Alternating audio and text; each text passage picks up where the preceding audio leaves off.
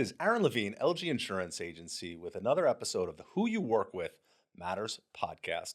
And I have one of the greatest who's in the great state of New Jersey right now, Dr. Tara Chalakani. So nice to see you again. You too. You Thank you know, for having me. We met our friends at BSI. We're hosting an event at the Butcher Block. And we Yes. met there. We were having a conversation over wine. I'm like, I've got to get you in the studio because I want to be able to share and learn a little bit about you, your story, and Preferred Behavioral Health Group, where you're the CEO of a nonprofit in the state of New Jersey, and see how we might be able to share the message of what you're working on. But you definitely have a long resume, and I read it, but I'm not going to deliver it. So tell us about what you do today and what the focus is of Preferred Behavioral. So, like you said, I'm the CEO of Preferred Behavioral Health Group, which is an honor to be the leader of such an organization that has longevity.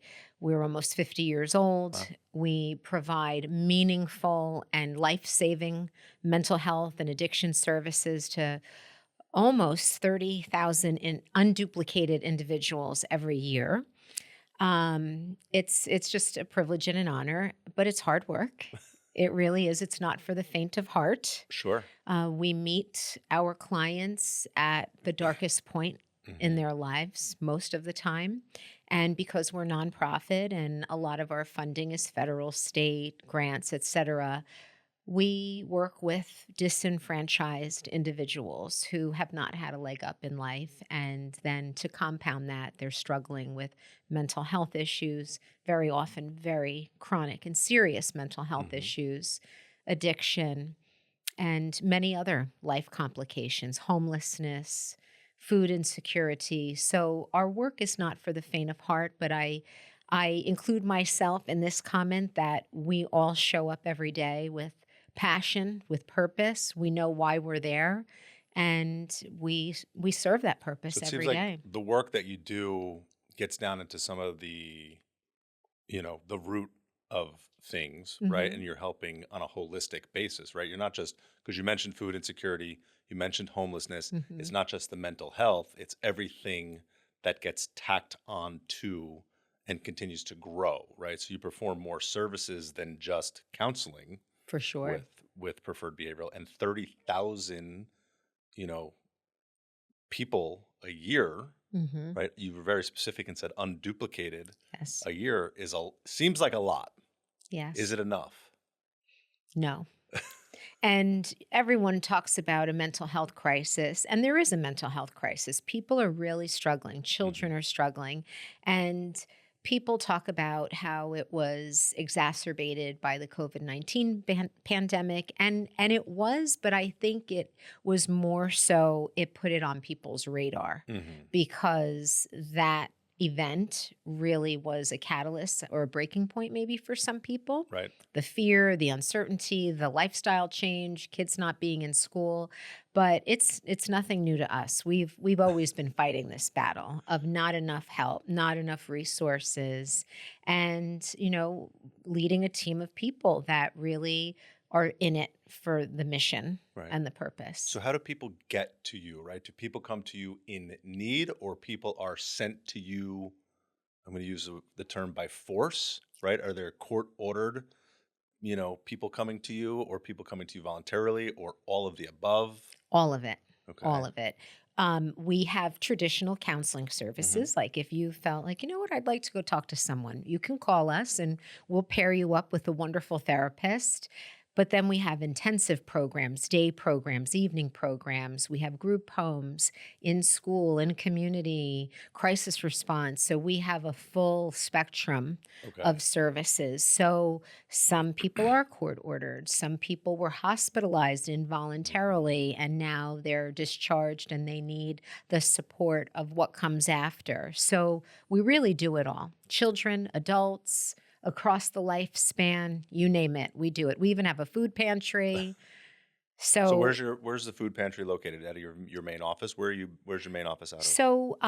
our hub, our main Mhm. location is in Lakewood, New Jersey, in Okay. Ocean County. But Monmouth Ocean's like our big footprint, Mhm. and then we have a physical presence in 15 counties, Okay. and we serve the whole state virtually. But like you said, when someone is struggling, it's not just your mental health, it impacts everything. Mhm. So if you have a chronic, like if you have schizophrenia, right, and you're not functioning, it's going to impact your ability to work, your ability to secure housing, to feed yourself. So we have full spectrum services. So what made you decide to get into the nonprofit field, into this work, right? I Mhm. know you've always been in the psychology space, right? So Healthcare. in healthcare, so what made you take the leap into the nonprofit space? It was a very, nonlinear Okay. trajectory. I've been in healthcare, since I was 18 years old. Okay. Started out as a receptionist and a medical assistant, and then became an RN and continued on with my education. So it wasn't this straight shot. It was kind of zigzaggy, and one opportunity led to another. But being in healthcare, I feel that I've always been a natural caregiver. Mhm. Those caring and helping professions have always resonated with me. And I think it has a lot to do with my background, my upbringing. But when I found nonprofit work, it sang to my soul. Mhm. It's really meaningful to have a very specific mission, to understand what it is you're there to do without question, and to see such amazing results. And I actually had this conversation earlier today where I was saying, I don't know if an accountant can say, or someone in insurance can say that every day they are touched or they Right. hear a story about resilience or hope, or someone that had all the odds stacked against them and then came out through the other side. Right. And I get that And you're every right. day. In the nonprofit space, in the helping space, we hear those stories. I do a Yeah. lot of work. I've done a lot of work in the past with Fulfill, the food bank of Monmouth and Ocean counties. Yes. I do a lot of work with Special Olympics of New Jersey. So to hear the stories, right, and to now as I'm speaking this and thinking about it, right, the hairs on my arm are starting to stand up, Mhm. right? I'm getting that feeling, the emotion that comes with it, because hearing the stories of the breakthroughs, right, of children being able to come out of it, of people benefiting from specific food pantries and volunteers that went above and beyond their scope to be able to take one extra step and touch a life in an additional way Mhm. to help somebody get to the next level. Right. We love hearing those stories. Obviously, we don't like hearing the opposite Sure. of those stories. And there's plenty of people that continue to fall back, and you want to continue to help as much as you possibly can. And it makes it very difficult, right? So that pulls on Mhm. your heartstrings in the opposite direction, which makes it difficult to stay in and continue to do what you're doing. But it's those successes, the wins that keep us going. And I think even in my space, when we can create a win, when we can help somebody, when we hear a good story about recovery after a major accident, and obviously Mhm. insurance is there to help people. Yes. um, we like to hear that. We don't ever want it to happen, but we like to hear the successes and when things work out appropriately the way they're supposed to and being able to help. But that's why I spend whatever time I can in the nonprofit space, because I like to be able to give back, right? Both time and money and effort and whatever I can do to continue to raise awareness and help get the message out for what needs to for what we need to do, for what you're doing. Now, on top of your work as the CEO of what seems like a major corporation, nonprofit, It is. you also have some private practice work, and you're also an educator. Yes. One, finding time for all of that, not finding, but creating and making your time to Yeah. do that.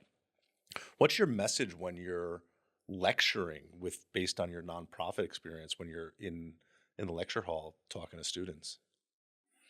Well, my approach to a classroom Mhm. is really bringing experiential education, Okay. not just didactic out of a book, because I've been in this business for a long time. So I've seen everything, Right. point something in a textbook and I've seen it. A psychotic break in a manic episode, things that you read about or you see on TV, or Right. someone with true obsessive compulsive disorder or PTSD. Because in our society, we tend to throw diagnoses around like adjectives, like, oh, my mom's so bipolar. But no, that's totally It's not because what it Instagram is. told me. Exactly. No, it's TikTok. TikTok. TikTok. That's everyone's like diagnostic manual now. But whenever I'm educating students, it's always about giving them the real world example. And this is what it Mhm. looks like. Or, when I worked with a patient or client that had this diagnosis, this is what it looked like. So that's really my approach when I'm teaching, Right. to make it meaningful so that when they're out in the field, they can say, oh, Dr. Chalakani said, this is what it looks like. Oh my gosh, that's what I'm seeing right now. Right. It's all about right. So that's storytelling. Being Yes. able to tell the story is better than reading a slide off of a slide deck or Hmm. pointing a chapter or something out of a book, Yes, right? Because we're all going to zone out to that. But when there's that's a right. story and there's passion behind that story, we get to send the message so much better. So I guest lecture once a semester at Monmouth University, typically for an entrepreneurship class or a marketing class, depending on, which professor I'm connected to at the time. Hmm. It's all about stories. They want to hear stories of where I've failed, right? That's always a big important one of where have the failures been Hmm. and how have we gotten around those failures to create success? What does success look like? It's not about the car keys. It's not about anything else. It's about being able to help and continue to grow and learn, and the learning never stops. So Right. I love being able to share the message of the learning never stops. Hmm. Keep learning, and especially, we always talk about this in a lot of the business. There's still hybrid roles for young people. I'm like, you need to be in the office. You need to be in the office 5 days a week. Don't accept the hybrid role and stay home. You have no other responsibilities in life. You need to be out learning and growing and being in front of people, because if you're not in the office full time, you're not going to get that promotion. You're not going to get the raise. You're not going to get the additional time with the leaders in your organization who are able to help you get to the next level. So I always think that's super important for young people to understand. They have to put that little extra bit of work in and not go for the fully remote role if they can avoid it. I agree. you know so we connected also. You run a podcast. I co-host a You podcast. co-host a I wouldn't say podcast. run it. You run. I have no time for that. You sit in the And hot Gina, my seat. co-host, will be the first one to say, nope, she doesn't. You co-host I a co-host, podcast, and the yes. podcast is called. The Well Off And what do you Podcast. talk about? Health, wealth, and living top shelf. That's our Unbelievable. I love that. So, and it's funny, talk about timing. And this is something that when you're talking about students, when I meet young people, and Hmm. I always tell them never minimize a chance meeting or a connection with someone, because you never know where it can end. Right. And Gina Sim, my co-host, she and I met in a networking event in New Okay. Jersey, kind of like you and I So did, good. right? You never know. Never discount that. And we clicked, we liked each other. And long story short, she ended up moving to Connecticut to work for iHeartMedia, which Okay. is where we record. And I thought, oh my gosh, I'm never going to see her again. And that was that. But around the same time, I was really thinking about starting a podcast, Okay. because I feel like I have a lot to say. I have a lot of wisdom. I love to help people. And, Mhm. I feel, and our mantra is, if one person listens and they're better because of it, then our Sure. job is done. So anyway, long story short, not long after she moved to Connecticut, she reached out to me and she's like, iHeart wants me to start a podcast and I'd love for you to co-host. And I'm like, get out of here. Because first of all, I was so excited that I was going to be able to see her Right. and work with her. But I said, I looked into it. I was going to do it, but it just seemed way too daunting. And I kind of gave it up. And it's a lot of work. It's a lot of work. So anyway, the rest is history. We're in season 3. It's a huge passion project for me. Mhm. And people will say, well, how do you have time for that? And I'm like, well, how does anybody have time to golf or go fishing or whatever? Right. You make the You time. make the time. I go to Connecticut 3 times a year. I Mhm. take couple days off from work, we bang out a bunch of episodes. We change our clothes a million times. So people think I'm in Connecticut all the time, the magic The magic, yeah. recording, but I love it. I love the people, as I'm sure you do. Yeah. I love the people I meet. I love what I'm learning. I love working with Gina. So it's been wonderful. So I'm on like my third podcast iteration right now. So I've been doing this since early COVID times. I started as a guest with my marketing guy. And I love telling this story because he was running a podcast. It was called the Totally Local Podcast. Cute. And so we were going around to different businesses, and early COVID, we would sit outside and record videos, especially we loved going to bars. And so we'd have cocktails while we were talking to the business owner and being able to promote and share stories about what's going on at the Jersey Shore, right? So it started, snowballed. I moved it into the insurance space, which was very industry specific, but I always realized I don't like talking about insurance, right? I sell it to make money, but I love connecting and being with people. Mm-hmm. And I love having conversations with business owners, with leaders, with nonprofits, with anybody that wants to sit down and have a conversation, Mm-hmm. right? This is my way of being able to connect with new people, right? And get FaceTime with you. If I sent you an email, let's go get coffee, it would have been much harder to schedule than Right. sending you an email, let's go and shoot a podcast episode. It's like Sure. it's like a no-brainer, right? It becomes so much easier to connect and have a more meaningful conversation to learn and grow.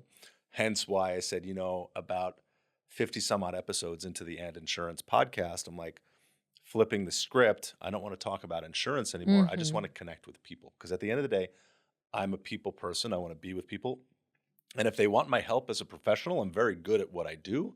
We can do that too, right? We can always add that. But the Who You Work With Matters podcast is all about who's and building and creating more relationship and sharing stories about people, right? About who's that have either helped us get somewhere, have helped create a podcast with Right. us, like you talk about Gina, who have, just been either a mentor or somebody that you've been able to help create a breakthrough for. Mm-hmm. So being able to celebrate those stories about people is what we're all about, on the show. And I'm just like, just keep going. Yeah. We're 100 some odd episodes in, and I want to continue the conversation and continue to meet, grow, and learn. So going back to your podcast, right? Your tagline, you said, what did you say? You said health, Wealth wealth, and live in top and shelf. live in top shelf. I love it. So who do you interview, right? Who are your who's on your show? Who do you have coming up in the next couple of months that you want to shout out?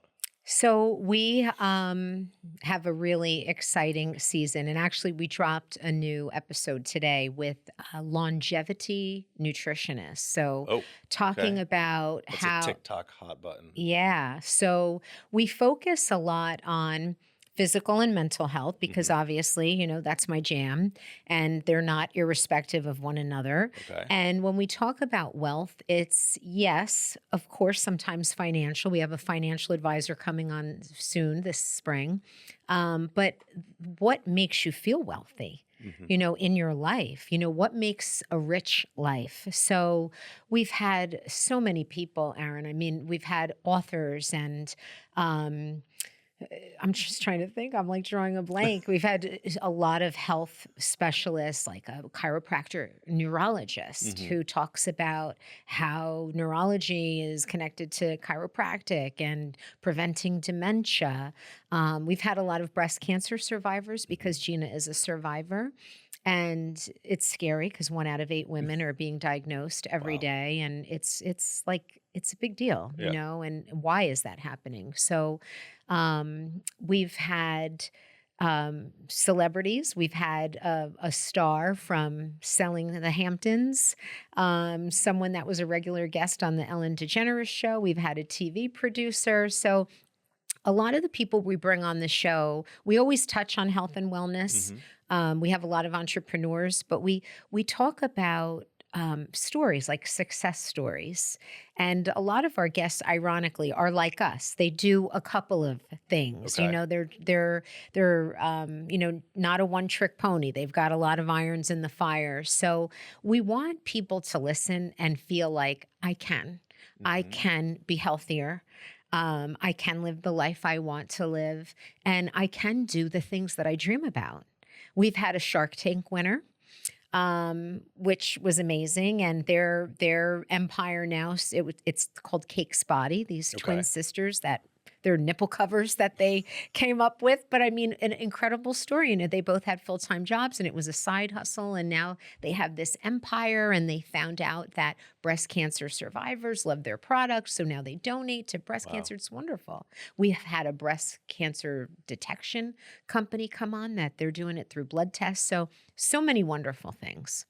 But I get so jazzed because it taps into something.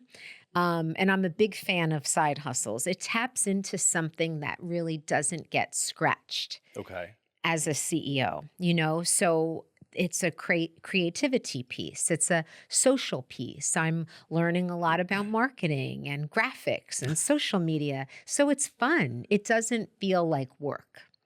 It feels like I say, a passion Work project. shouldn't feel like work. No, no, but it's fun. And hobbies are great. I had a conversation. I was on a podcast as a guest this past week, which should be coming out any day now, which was about watch collecting. And I was there Ah, as the insurance guy, and I was way out of my league with the other two panelists in this. It was a family office based, very high net worth conversation about watches. I'm like, I don't wear a watch, and these guys are going off in different directions about, the art and the passion behind collecting. I'm like, I mm-mm. just love, the psychology and the time that gets put into hobbies, Yes. right? Especially when you're collecting high value pieces of art, whether they're on the wall or on your wrist Mhm. or in a wine rack, Yes. right? They all become pieces of art because you want to show it and you want to talk about it. You want to Mhm. share the story Right. about it. So their passion becomes from, I bought this watch, but I didn't just walk into a store and buy it. There's no story behind walking into a retail shop and No. spending 20, There's a 30, 40, hunt. 50,000, $100,000 on a Yeah. watch. It's, I connected with this person in Switzerland who had a connection to that person, and roundabout I was on a trip to, London, and I found the watch that I was looking for. Right? Like Yeah. the story Yeah. behind creating those successes, I think is super awesome. And you talk about, people on a health journey, Mhm. right? The journey never ends. There's no end. We don't No. ever want to find the end of the story. We want to get to one point and then continue to grow and roll with it. And I think that works in health, in wealth, and everything else. You Yes. know. So I want to go back to the nonprofit space. Mhm. I want to go back to what's going on in the state of New Jersey with the Mhm. federal funding right now. Are you positioned well for 2026? Is there an additional need? Right? What do you do for fundraising? Talk to me a little bit more about what goes on behind the scenes for you.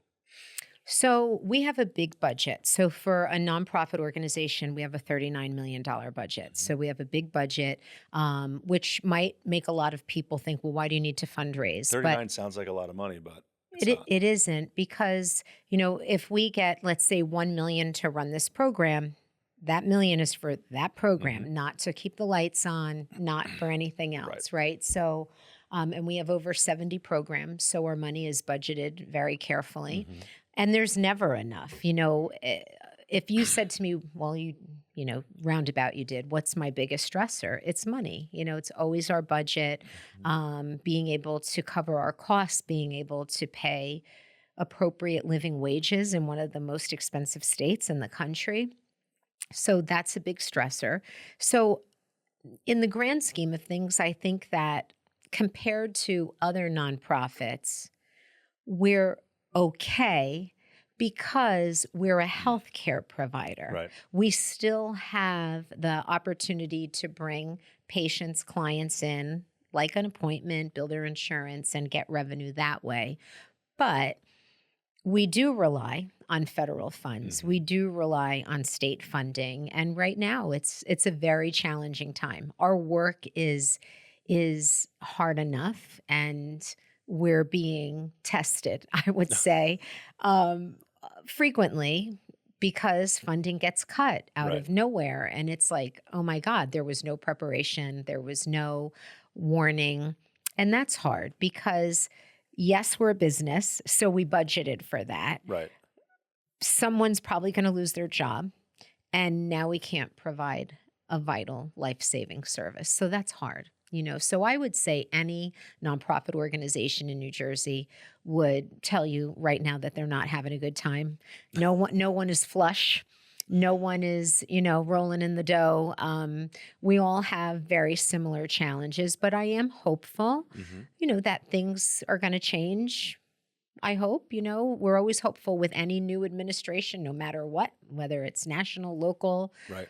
party aside, that doesn't matter to me. But I think that we're always hopeful when change is on the horizon. Do you have a lot of volunteers in your organization, or is everybody staffed and paid? We have a lot of interns. Okay. So, because of the nature of what we do, HIPAA and behavioral health is treated with even more sensitivity and privacy because of the Sure. nature of the work.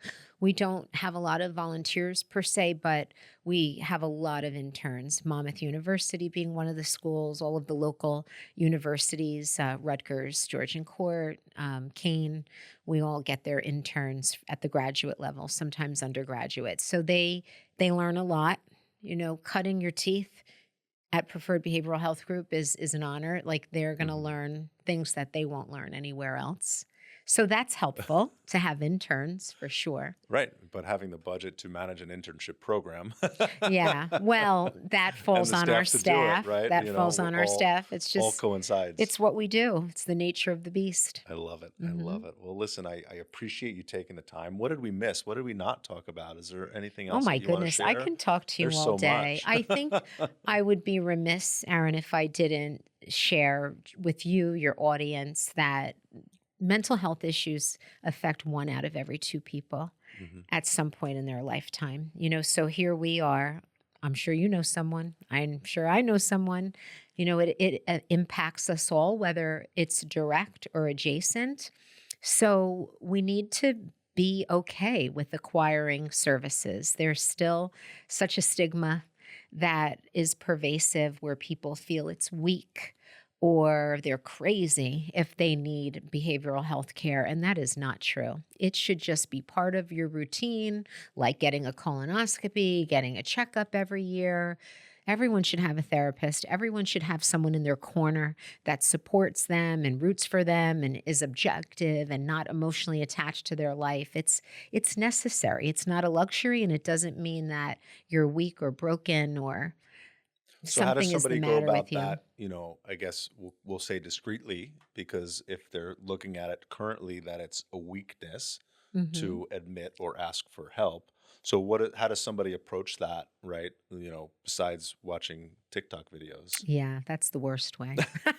and the addiction of the device, Yes, yes. is also not helpful. So, I'm a fan of the law of proximity. Hmm. Who's around you? Who's in your circle? Do you have someone that you trust? Do you know someone that maybe has a therapist or went to a therapist, or they're a fan of mental health care? Talk to them and say, you know what, I think I might want a therapist. That's an easy way. Right. If you want to be more professional, you can go to your primary care provider, go to your health benefits plan, look on and see who's covered under your network. If you're in New Jersey, you can reach out to me. You can reach out preferredbehavioral.org. I'm very accessible on Instagram. I'm public at the Dr. Tara. I will help anybody Love that that. reaches out to me, because there's nothing wrong with it.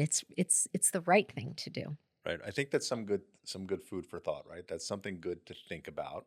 Sit and internalize that conversation a little bit Hmm. and think about, okay, it's okay to reach out for help, Hmm. just as you would potentially do for a medical doctor or for going to the dentist.